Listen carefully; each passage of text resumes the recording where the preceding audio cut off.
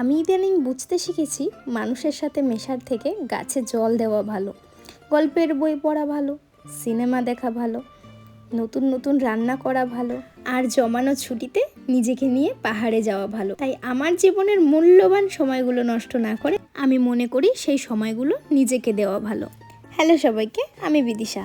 তোমরা তো জানো যে আমি প্রায়ই এখন তোমাদের সাথে আমার জীবনের ছোট ছোট মুহূর্তগুলো শেয়ার করি। আজ ছিল রবিবার আর আমার একটু বাইরে ঘুরতে যাওয়ার প্ল্যান হয়েছিল। আসলে না তেমন কোথাও যাওয়াও হয় না আর নতুন ড্রেসগুলো পরাও হয় না, জানো তো। তাই আজকে এই নতুন জিন্সটা খুলে ট্রাই করলাম। জিন্সটার সাথে লাল কালারের একটা শর্ট কুর্তি পরবো ভেবেছিলাম, কিন্তু সেটা একদমই ভাল লাগছিল না। পরে এই নতুন কুর্তিটাও রাখা ছিল, তাই এটাই পরে নিলাম। আমি রেডি হচ্ছিলাম আর পাশের থেকে আমার বাবা আমায় দেখছিল আর আমাকে বলছিল যে ছোটোবেলায় আমি বা তোর মা তোকে যদি কোনো নতুন ড্রেস কিনে এনে দিতাম, তোর তো রাতের ঘুমই উড়ে যেত। কতবার যে ড্রেসটা পরতিস আর খুলতিস তার কোনো গুনতিই ছিল না। আর আমি শুধু ওদের কথা শুনছিলাম আর মনে মনে ভাবছিলাম আমরা কত তাড়াতাড়ি বড় হয়ে যাই।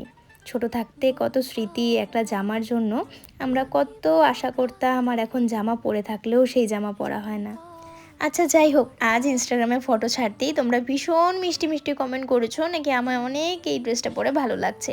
তার জন্য তোমাদেরকে এতগুলা ভালোবাসা। আজ রবিবার আর আমার ছুটিও ছিল, তাই একটু ঘুরতে যাচ্ছিলাম।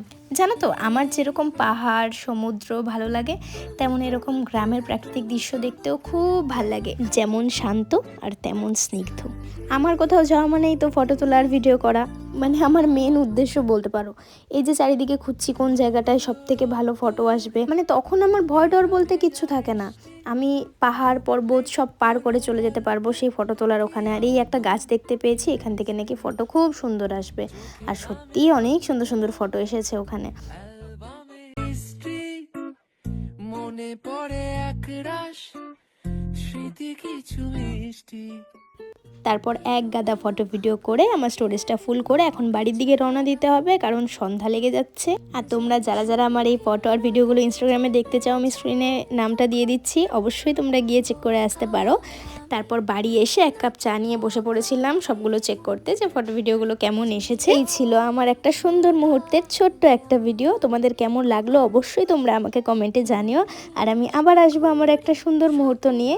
ভালো থেকো সবাই, টাটা।